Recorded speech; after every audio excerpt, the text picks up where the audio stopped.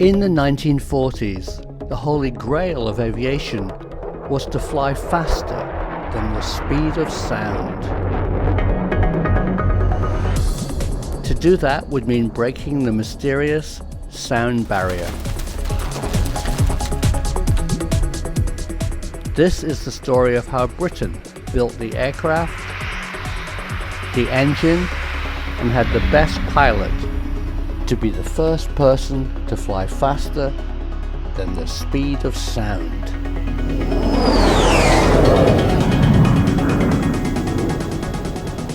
It is also the story of how we were beaten to that goal by the Americans in a secret deal that changed the course of aviation history.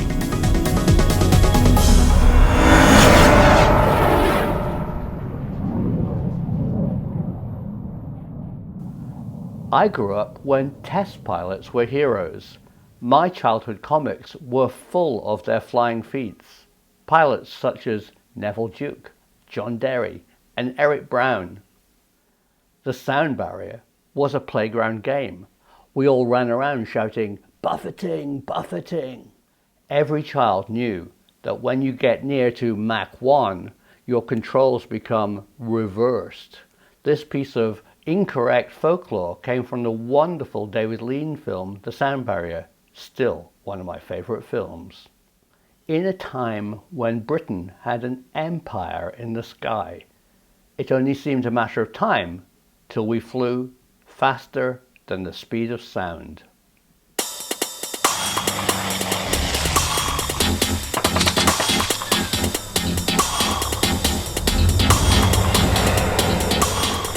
In the skies above Europe, the fastest World War II fighter planes, Spitfires, Mustangs, and Messerschmitts, all had a taste of a terrifying phenomenon called compressibility.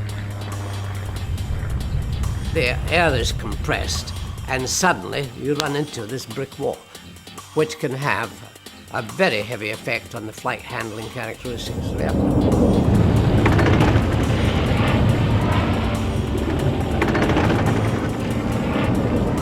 Compressibility often caused a fatal loss of control. It occurs when an aircraft approaches the speed of sound, about 650 miles per hour. As you get nearer to the speed of sound, air is compressed to a point where it can no longer flow smoothly around the aircraft. This causes it to pile up on the nose, wings, and tail. Pilots started to think of it as an impassable barrier.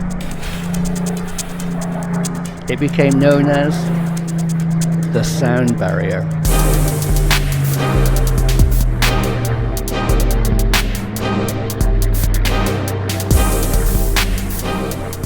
Was it possible to fly supersonically? Or was it suicidal?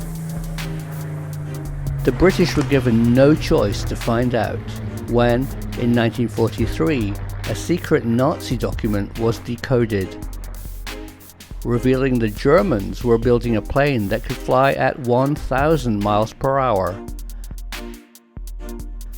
Winston Churchill and the Air Ministry rushed to build an aircraft that would beat the Germans. They sent out the specifications to UK aviation companies to build a plane that could fly at 1,000 miles per hour and build it in 9 months. Unfortunately, the translated German message was slightly wrong. It should have read 1,000 kilometers an hour, a much easier goal of 620 miles per hour. But the gauntlet was dropped, and 2 companies won the order. The engine was to be built by Frank Whittle's company, Powerjets. Frank had invented the jet engine in 1930. The power of a gas turbine is incredible. He said it was no problem scaling up an existing engine to reach 1,000 miles per hour.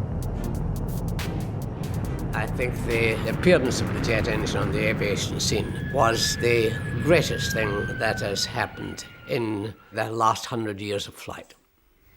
We moved into a completely new phase of high speed.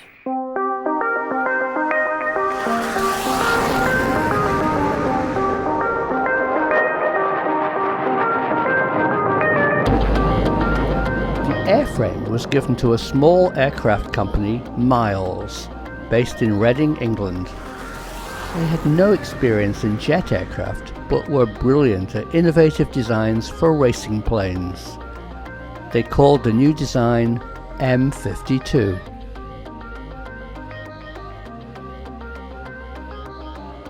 It looked different to any aircraft ever built.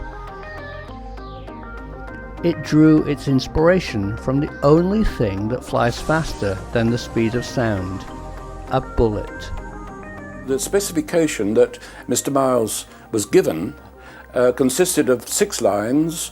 First, to design and produce an aircraft to fly at 1,000 miles an hour with this Whittle engine, and the one other thing was they wanted it in 9 months, which was really pretty impossible.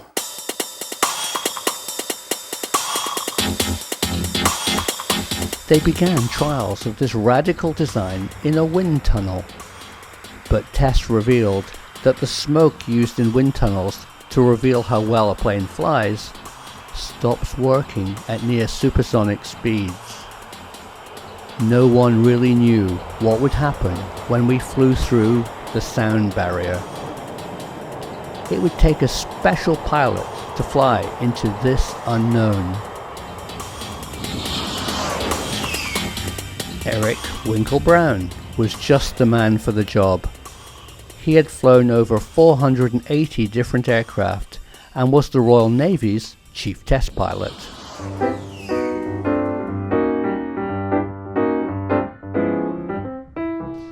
By 1944, both Britain and Germany had jet aircraft.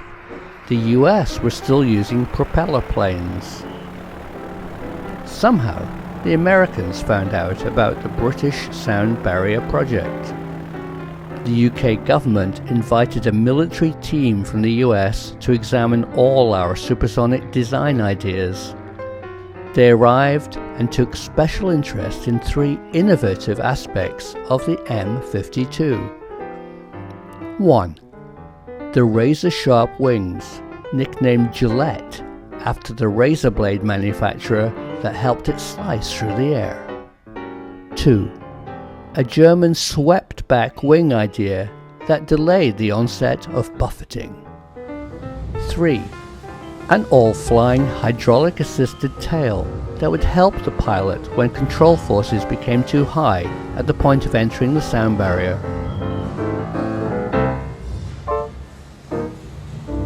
They left with the promise that the UK team could come to the US to see their ideas. That never happened. Either it was seen as a security risk, or the US team really did not have anything new to share.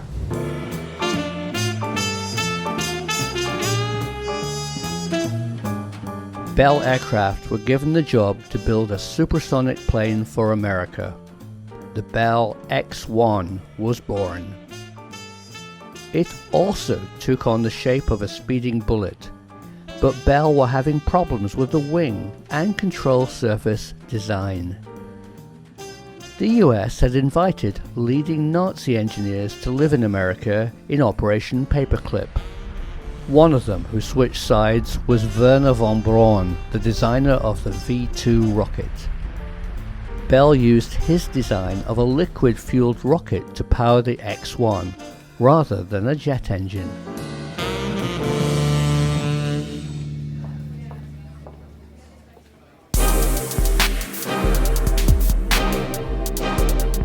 In December 1945, Bell rolled out the X-1 prototype, ahead of their British rival. But problems with the rocket motors delayed its first flight by a year.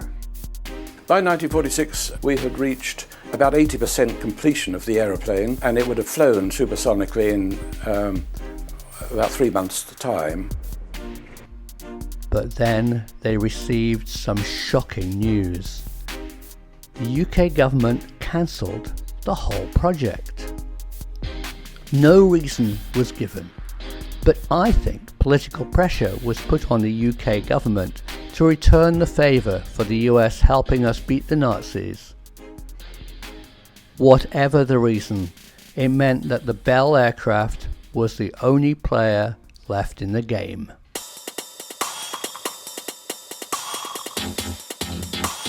Out of the blue, the Soviet Union announced that they had a jet fighter, the MiG-15. They had just bought a jet engine from the British company Rolls-Royce. They copied it and made hundreds for their new fleet of jet fighters. This unfortunate oversight by a British company might have contributed to the US pressure on the UK to drop the M52 project. Ironically, the Russian fighter plane with a British engine design went on to fight the US Air Force Sabrejets in the Korean War.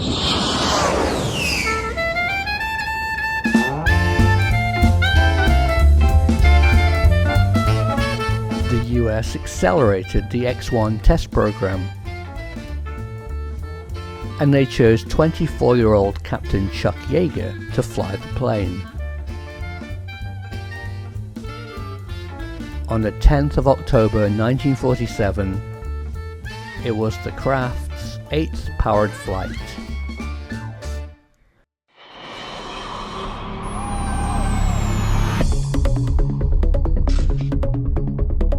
At Mach 0.95, Yeager lost control of the aircraft when the elevator controls stopped working. Bell had not fitted the Miles hydraulic-assisted flying tail to their X-1. The conventional controls just would not work in the region of buffeting near the sound barrier. So taking one last design idea from the British, Bell fitted the X-1 with the all-flying tail. It was an innovative design of gigantic proportions. We were moving into a completely new era of flight.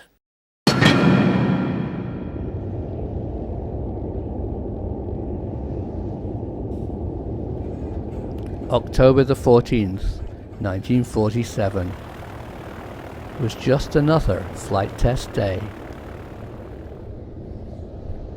Chuck Yeager had broken his ribs the night before in a riding accident, but today a sound would be heard over Muroc Air Force Base that had never been heard before.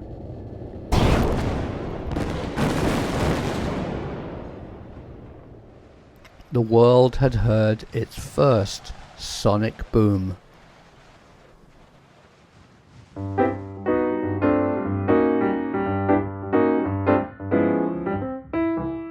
The X-1 team went out to celebrate, but they were told the whole event was now top secret. When it did become known, the British M52 team felt robbed. The key design element used by the Americans was their flying tail design, which they had built 4 years earlier. Frankly, I do not believe that they could have gone supersonic so early without the data we passed on to them.